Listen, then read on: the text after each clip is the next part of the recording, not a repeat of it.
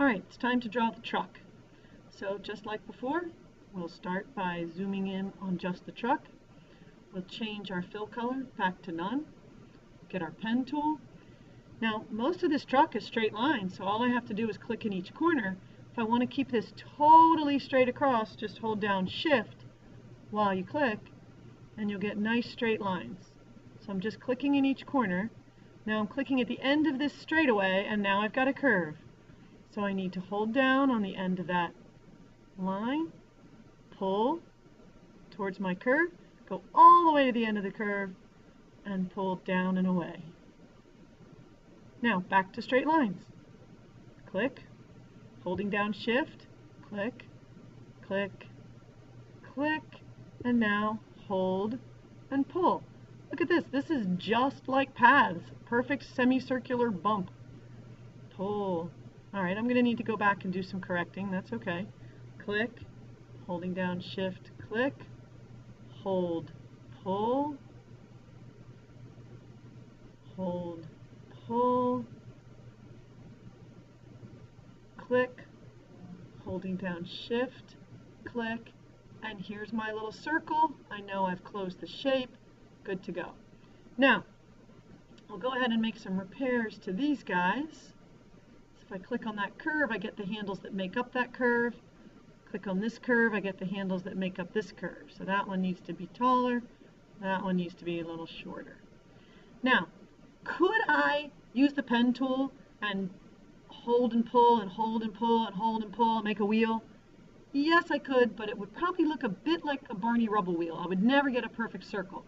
So go ahead and come over here, use the shape tool, right click, choose the ellipse. Now it draws from a corner, so I'm going to imagine where, if this were to go straight down and straight over, where this wheel might start, where the corner might start.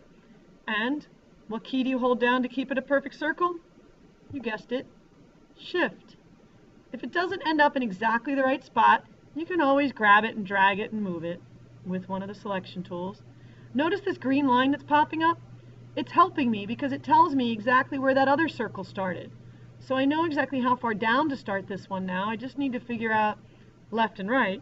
I'll start right about here, hold down Shift. Alright, so this one didn't end up in quite the right spot, so I'm going to come get my move tool, grab it and move it. Now here's a trick. If I click off of something and I want to select it again, I'm clicking in this circle right now, but it's not selecting it. Why? Well, because this circle is filled with none. So it has nothing in it. So if I'm clicking here, I'm clicking on nothing. If I want to select this circle, I have to click on the edge of the path because there's something there. So Illustrator's a little different than Photoshop there. You can actually have something that's filled with nothing, and you can't really select nothing. You can also use the little arrow keys on your keyboard to nudge your shapes. So see how I can nudge it left and right and get it right in the right spot. So I'm going to come back over to my shape tool. Back over to the shape tool, right click,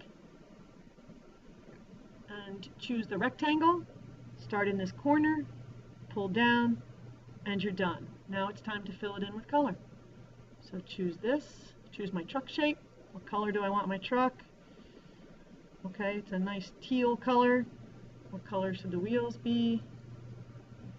We'll make them black.